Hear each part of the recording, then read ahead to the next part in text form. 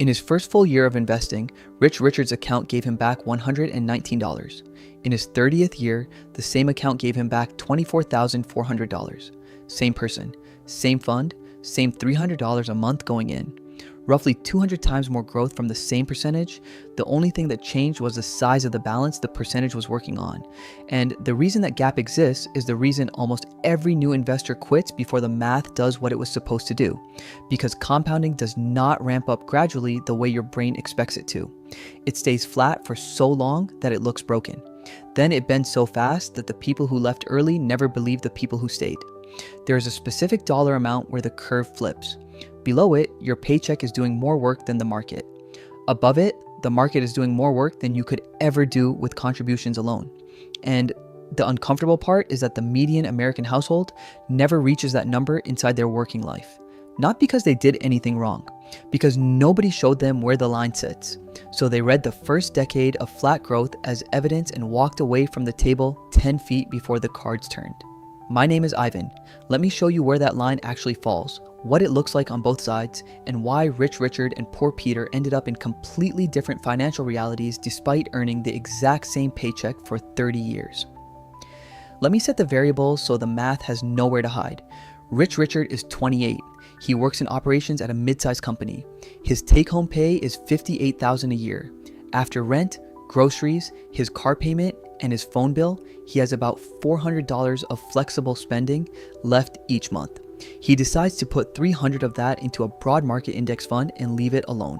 No timing the market, no stock picking, no switching funds when things look shaky, just $300, same fund, every single month for as long as it takes.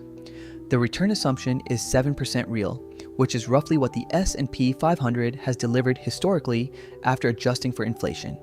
The timeline is 30 years. The only variable that changes from one year to the next is the balance in the account. Poor Peter earns the same $58,000, lives in the same city, has the same $400 of monthly flex. He also starts putting $300 a month into an index fund at 28. Same fund, same return assumption, same starting line. The difference between them will not show up in the contribution. It will show up in what they do when the math gets uncomfortable. Now, the part most finance content skips over entirely, year-by-year velocity. When people first start saving, they usually picture a steady ramp. 12 months of $300 is $3,600. 10 years is $36,000. 20 years is $72,000. 30 years is $108,000. That is what a contribution line looks like when you draw it on paper. It climbs at a clean, predictable angle, and it feels intuitive because it mirrors what you actually see when you check your deposits. But that is not what happens inside the market. And the gap between the contribution line and the actual growth line is exactly where the damage gets done, psychologically. By the end of year one, Rich Richard has put in $3,600 of his own money. The market has added roughly $119 on top. His balance sits around $3,719. $119. That is what 12 consecutive months of discipline bought him from the market side. It feels like the account is barely awake. If he had skipped one dinner out per month and put that $40 into a jar on his dresser instead, the jar would have nearly caught the market return. That is the kind of comparison that makes a new saver question the entire premise. By the end of year 3, he has contributed $10,800. His balance is around $12,000. The market has given him about $1,200 of free growth across 3 full years. That works out to roughly $400 a year, about $33 a month. Invisible next to the $300, he puts in himself every 30 days. He could have earned the same amount selling old furniture online over a single weekend. And this is the danger window, because the story Rich Richard tells himself right now will determine whether he gets to see what year 20 looks like. If he tells himself the market is not working, he will pull out. If he tells himself the market has not had enough time, he stays. By the end of year 5, he has put in $18,000. His balance is around $21,500. His market gain for that year is running about $1,400. That is roughly $115 a month in growth after 60 straight months of saving. He is beating inflation, which is the entire point, but the dollar number still feels small enough to mistake for a rounding error on a checking account. His friend who bought a duplex 2 years ago brags about equity at every barbecue. His coworker just made $4,000 flipping an online store in 6 weeks. Everyone around Rich Richard seems to be making money faster than his boring index fund, and none of them are showing him their losses. By the end of year 10, Rich Richard has put in $36,000. His balance is about $52,000. The market has added roughly $16,000 over a full decade of discipline. His annual market gain in year 10 is around $3,400, just a hair under what he contributed himself that year. 10 years of patience to barely match his own contribution rate from the market side. He is about 4 years of contributions ahead of where he would be in a savings account earning nothing. That is it. A decade of doing everything right, and the reward is 4 years of runway. This is the moment where the story splits. Rich Richard sits down, looks at the numbers, and feels something that nobody warns you about. Disappointment. Not panic, not regret. Just a quiet feeling that 10 years should have produced more than this. His coworker bought a rental property 5 years ago and already has equity. His college friend went heavy into individual tech stocks in 2020 and tripled his money before the correction gave half of it back.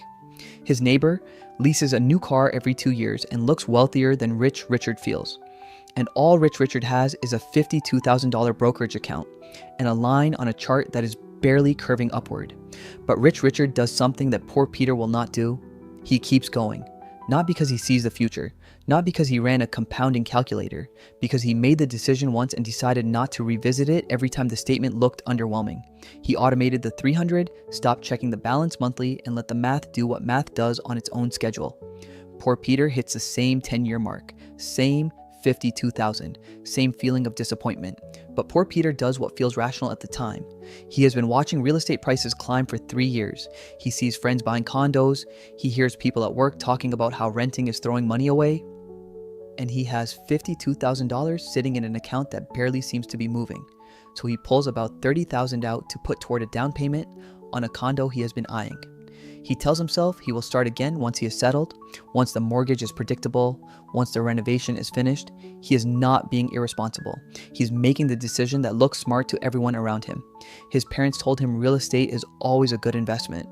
His coworker said the same thing. Nobody told him that the $30,000 he just pulled out was not just $30,000. It was $30,000 plus every dollar that $30,000 was going to generate over the next 20 years of compounding.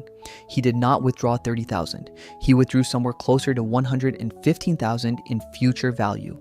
But that number does not show up on any statement. It only shows up 2 decades later when the balance is smaller than it should have been. Poor Peter plans to restart contributions in 2 years. It takes him 4.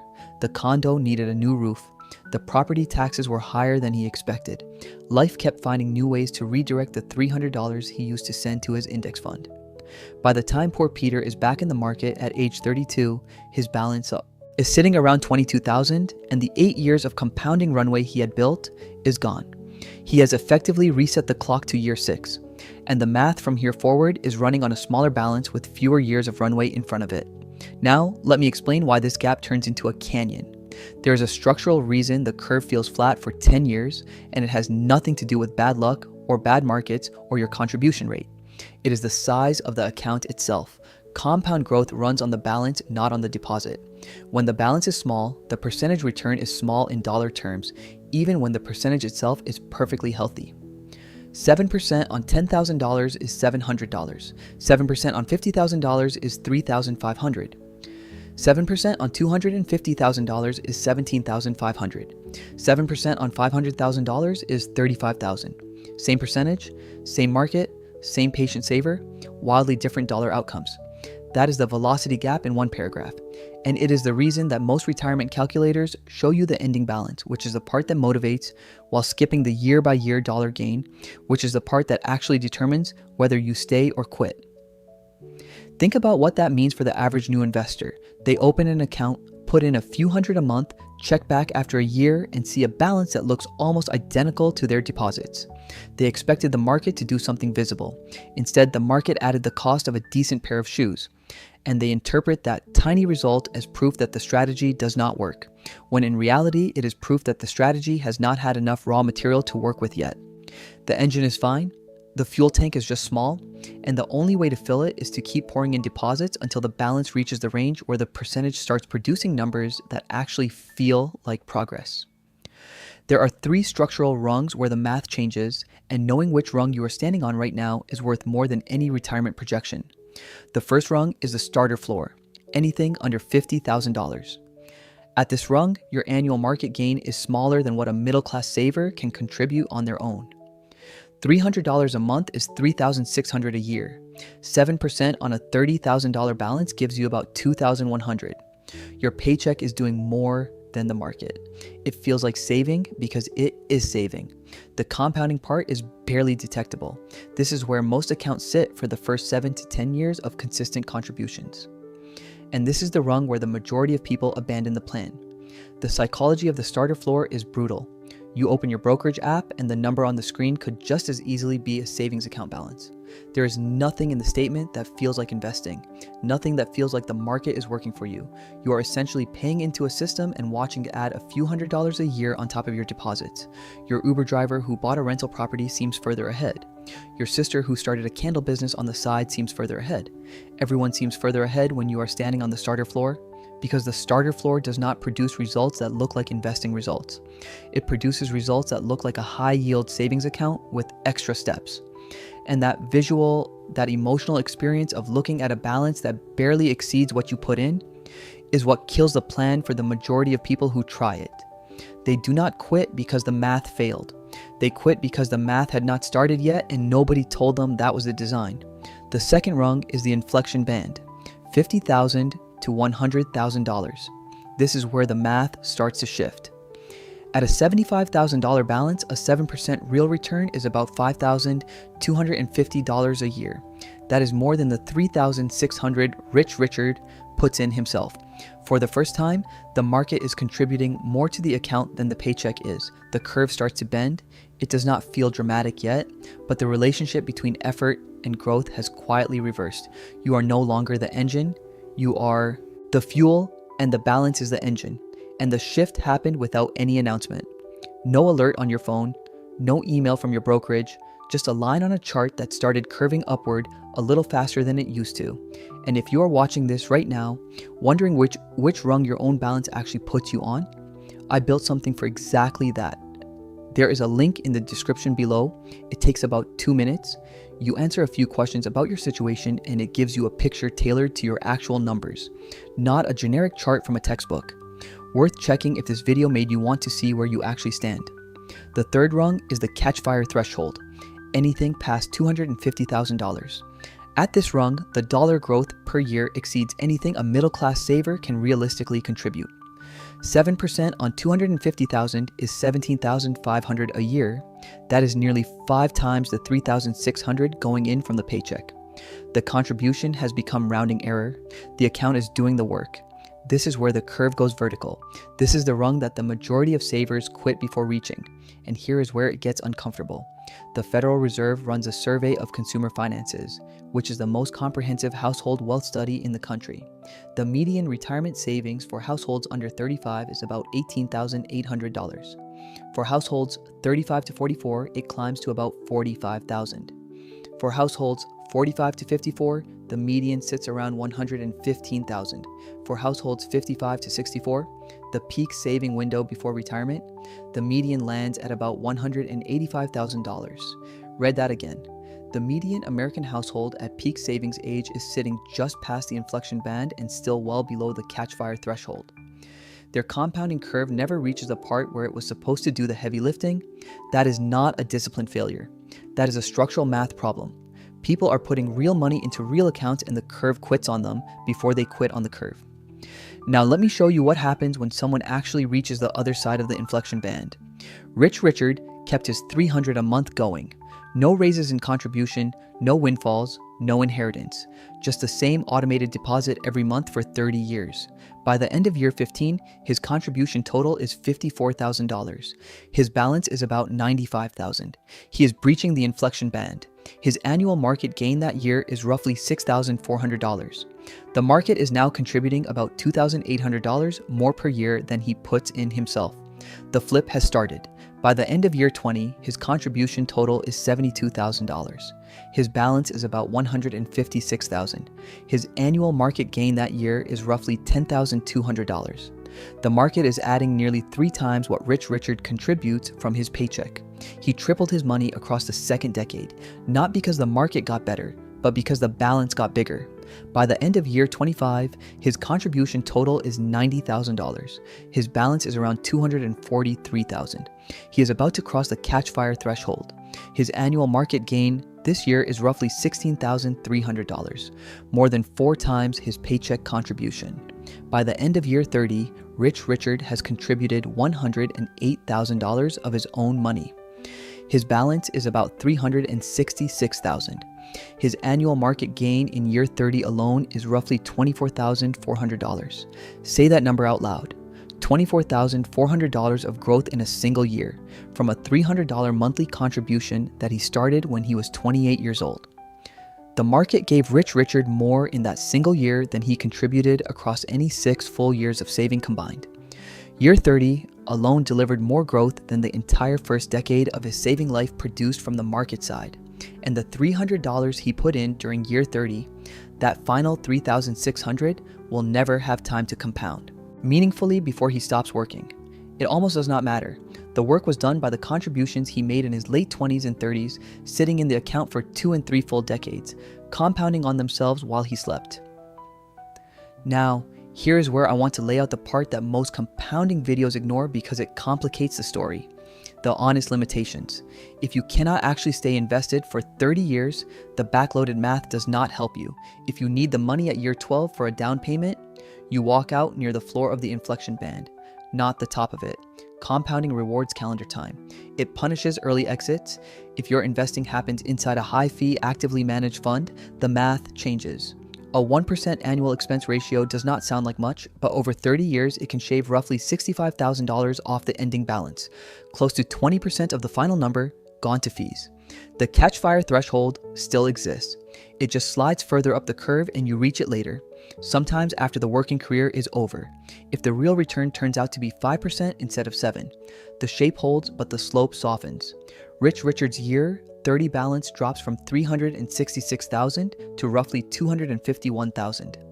The vertical takes longer to arrive, and a shorter working career may run out before it does. And if you start 15 years late at 43 instead of 28, even doubling the monthly contribution, the balance after 15 years of investing lands well below $250,000. You may never reach the catch fire threshold inside your working life. The math still works. The clock does not. Starting late does not break the formula. It shrinks the window the formula has to work inside. And a shorter window means a gentler slope, which means the vertical arrives later or sometimes not at all. But for the saver who starts in their 20s, holds for 3 decades, and stays in a low-cost broad market index, the math holds the way Rich Richards holds. Now, let me put the full scoreboard side by side. $300 a month, 7% real return, 30-year window. Year 10, $52,000 in balance sitting in the starter floor. Annual market gain $3,400. Year 20, $156,000 in balance climbing through the inflection band. Annual market gain $10,200. Year 30, $366,000 in balance past the catch fire threshold. Annual market gain $24,400. Same $300 a month the entire way through. 3 completely different financial realities. Rich Richard lived through all 3 rungs. He felt the disappointment of the starter floor. He watched his coworkers and friends appear to build wealth faster through real estate flips and individual stock picks and side ventures. He sat through 2 recessions where his balance dropped 20% in a matter of weeks and recovered over months. He never changed the plan, not because he had superior willpower, because he made one decision at 28 and automated it so that the decision was never on the table again. The $300 left his checking account on the first of every month, whether the market was up, down, or sideways. He stopped watching financial news. He checked his balance once a year, on his birthday, and the rest of the time he lived his life. Poor Peter pulled out at year 10, restarted 4 years later, and by year 30, his balance sits closer to $190,000. He is still in the inflection band. He never reached the catch fire threshold, not because he earned less, not because he picked a worse fund, because he interrupted the timeline once at the worst possible moment and the curve never fully recovered.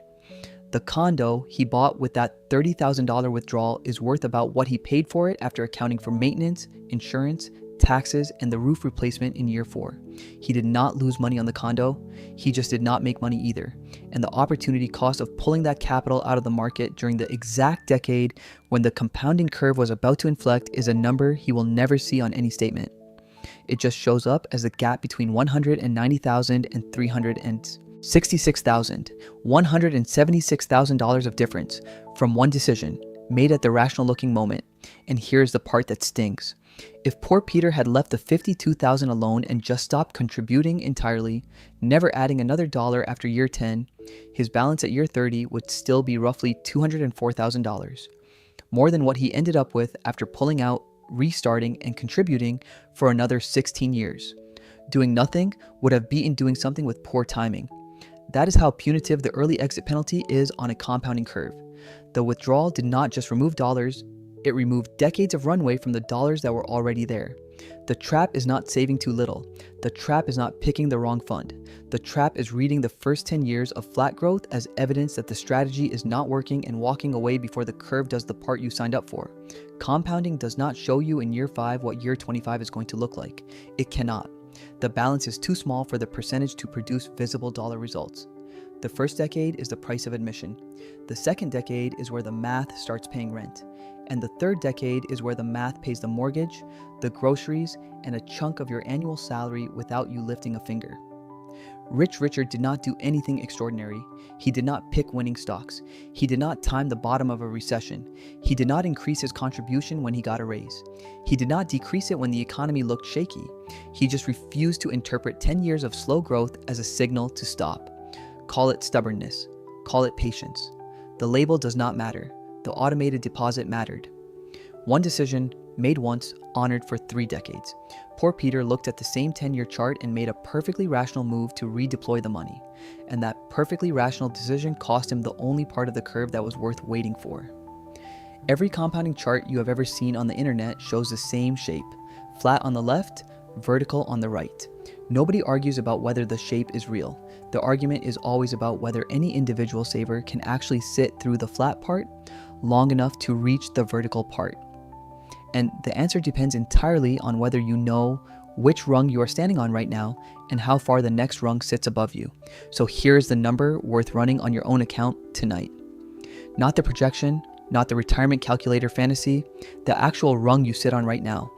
Are you in the starter floor, below 50,000, where your paycheck is still the engine? Are you in the inflection band, between 50,000 and 100,000, where the market is starting to match your effort? Or have you crossed the catch fire threshold past 250,000, where the account is doing the work and your contribution is just rounding error? That is the number that tells you how close you are. Not close to retirement, close to the moment where compounding stops crawling and starts running. And once it starts running, it does not slow down, it accelerates. Every year the balance grows, the next year's dollar gain grows with it. The percentage never changes. The dollars it produces change everything. Rich Richard figured that out by staying long enough to see it happen. Poor Peter is still in the inflection band, wondering what went wrong. Nothing went wrong. He just left the table one hand too early. And the table does not save your seat.